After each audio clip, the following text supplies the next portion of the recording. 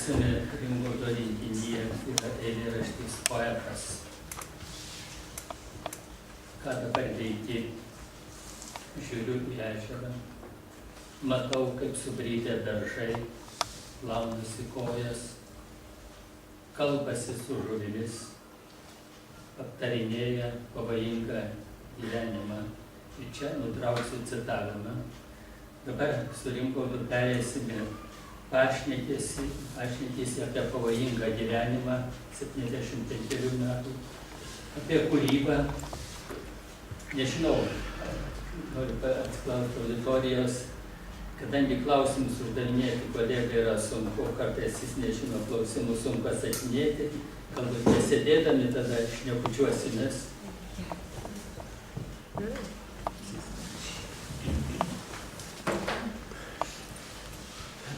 Rimgaudai, dabar gražių kraštiečių moterų akivaizdoje prisipažinti.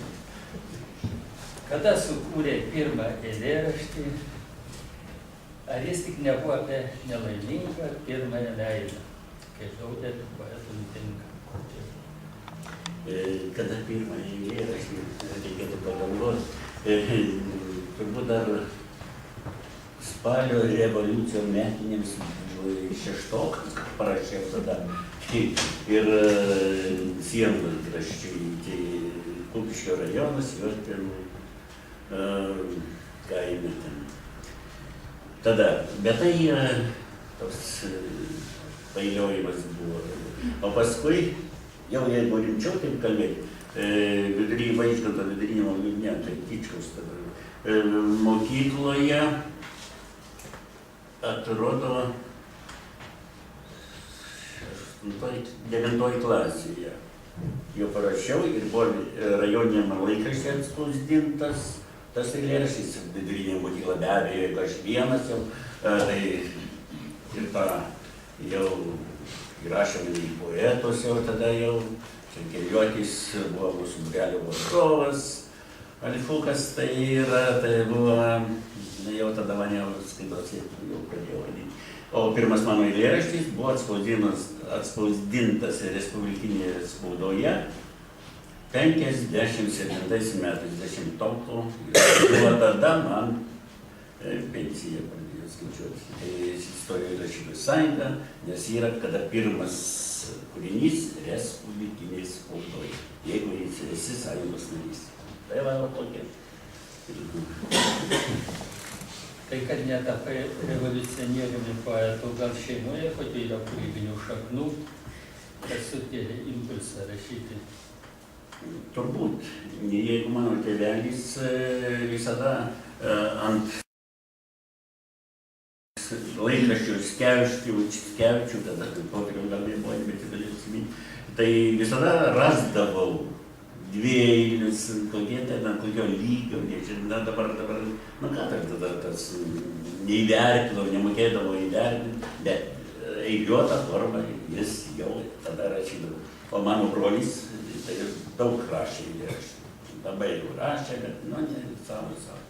Tai yra, tai buvo tokie dalykai, kad gal dar pas mus yra kažkiek ir kiemuose yra tokio. Rašė, tėvelis jau bandyti, kokie ta poezija jau, bet tai, nežinau, bet tai aš tada blogas vertintojas buvau. Ankstesnius poezijos rinkiniuose šiame yra daug gamtos motyvų. Negi vieną rinkinį pavadinai įvardyje Eraičinų vėsa. Pats juk esi agronomas. Ir dabar jūsų akivaizdai yra agronomas geriausias poetas ir tarp poetų geriausias agronomas. Kaip šitie specialybėje įgyti darbiniai, sakykime, įgūdžiai leido suvokti tos gamtos įvaizdžio, kad čia turi visai kitokią prasmę. Gal ir gamtos motyvai. Gal ir čia, bet Rokiškyje, kai baigiau vidurinę mokyklą, aš tada norėjau būti aktorium, nes čia vaidindavau vaikus, visada vaikus buvau dėmesyje. visada vaidindavo taip įvairias, net ir pagrindinis rolėse. Bet buvau sportininkas dar plius, Jaunojo veikimo kultūros institutas.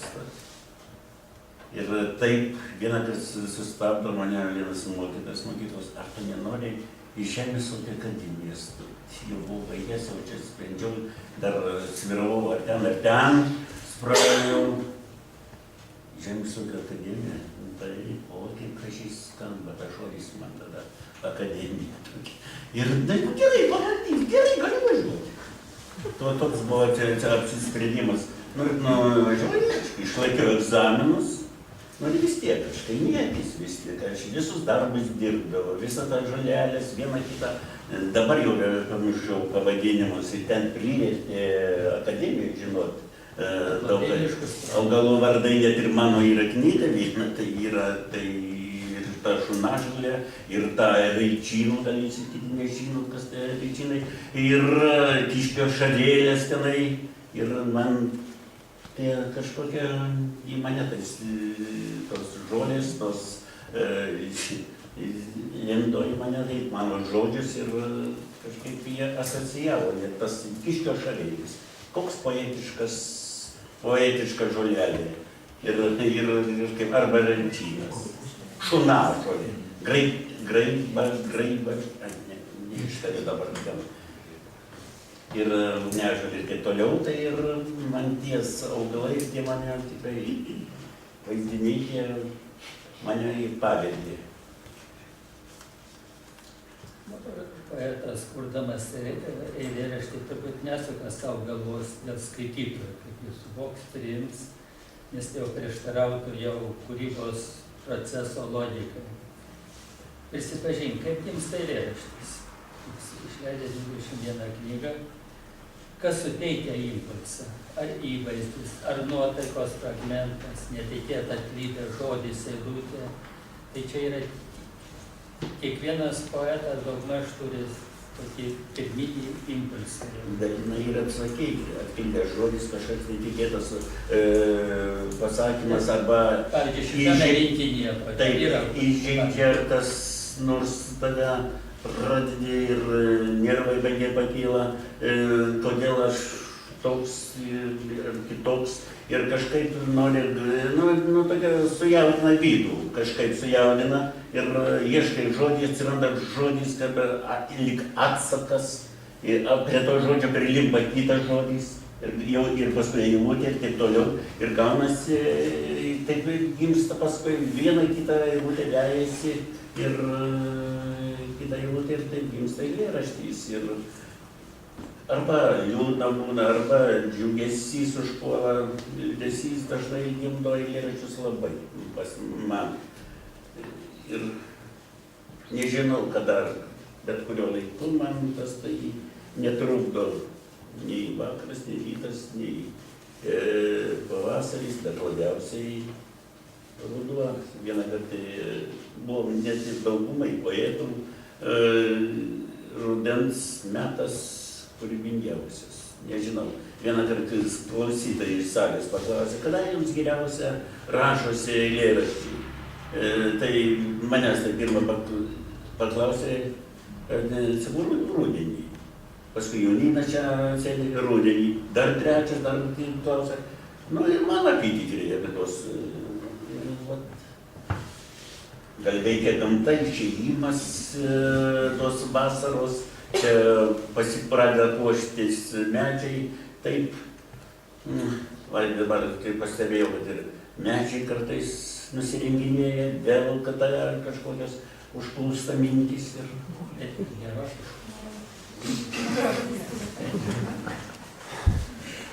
Taip, dabar vis tiek, kaip vienas kūrėjas turi, pavyzdžiui, tokią dienos, savo susidaręs. Yra rašančių naktimis poetų, anksti rytą. Ne, rytą ne, man įsirašo. Jeigu rašau, tai jau daugiausia lovoj, vakare. Ir iki kiek, nežinau, kartais užsitęsia iki 1, 2, 3 valandos. Jeigu nori jauti, kad tai yra kažkas bus. Jauti kažkaip širdim visą, kad šitam eilėraštis, kas gali gimti toks jau panašus į eilėraštį. Kaip čia, negaliu dabar čia sakyti, oi, čia šedevras gims, ar ne, aš dar pats nenuspėju, kas gims, bet jaučiu, kažką pagavau. Kažkas pradėjo man diktuoti. Ir tada jau, kaip sako, pagaunu žodį balsą ir nenori tą žodžio palikti. To žodžiu. Nes ir dabar net nesenai tokiai parašiau, danguje prakirtau, čia prieš danguje prakirtau ateitį ir jausmų meškerėmis žvėjoju Dievo žodžius. Kartais jų galbūt daug, o kartais nei vien. Tai atsakymas turbūt. Kadangi dabar tavo tokia būtis, tai turbūt pritinka ir... Čia tas eilėraštis man dar kol kas patinka. Pritinka budistų legendos tokia versija, kad tu rašai poeziją, tu gyveni poezijoje ir tu pats esi poezija. Ką liudija tavo patirtis viso šios? Bet labai patinka šitas tavo pasakymas. Tikrai. Jeigu tai jums galbūt ir, nežinau, nebemokėčiau jau dabar, koks aš jau agronomas, jau yra iš manęs agronomo, bet ir kartais aš save nuvertinu, nelaikau savęs ir tokio, šiek tiek tokio poeto, gal šiokio tokio laikau, bet tai, kad jau čia jau. Kai jūs čia visi pakalbėjote tokių gražių žodžių apie mane, tai net man, žinoma, gera, paglostot, bet kažkaip taip. Dabar prisiminkime šiek tiek nutolkime į sovietmetį, Ringaudas, kada teko vadovavo jaunųjų rašytojų sekcijai, po to teko bendrauti. Ir prisiminkime, žodžiu, to sovietmečių, kada buvo kūriamos įvairios tokios slaptos organizacijos, o prieš kokius 40 metus buvo gimė arsininkų grupė, kurios įkvėpėjas buvo Ringaudas. Ne, jau nesakykit man, šito jau taip, mes buvom visi keturi.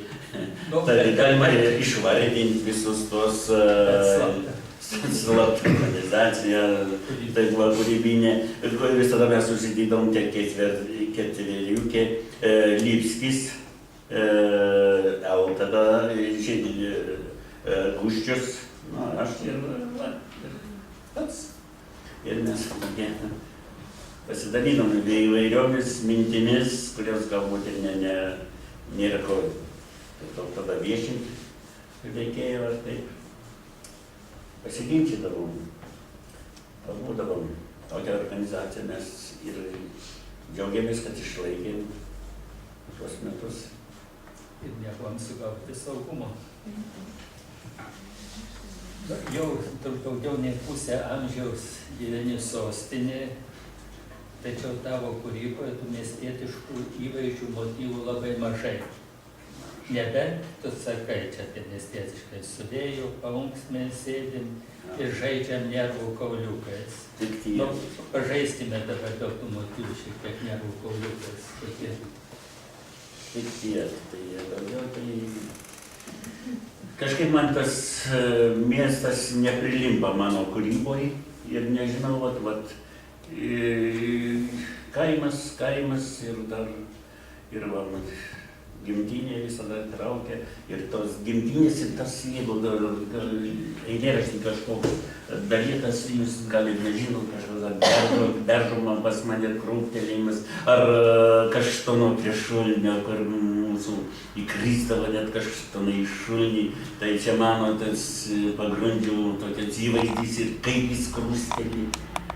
Aš tikrai pamatau, kaip tas beržas sudėjuoja, ar barnai tenai apreikia ir dar kažką, tai čia mano duona, čia žodžiai mano. Todėl, kad gimtinė tai yra gimtinė. Aš kitaip nesakau, ir taip man malonu, kai aš išgirstu, arba kas laimėjęs sportininkas iš Rokiškio, arba net ir ligonis, kuris var Abroviškėse. Ir aš iš Rokiškio. O, kaip man ta atsigabinė, neatsigalvoju, irgi iš Rokiškio. Nežinau, aš paklaikęs kažkoks nenormalus. Gal taip kiti tai neprisiriša, bet aš taip negaliu kitaip.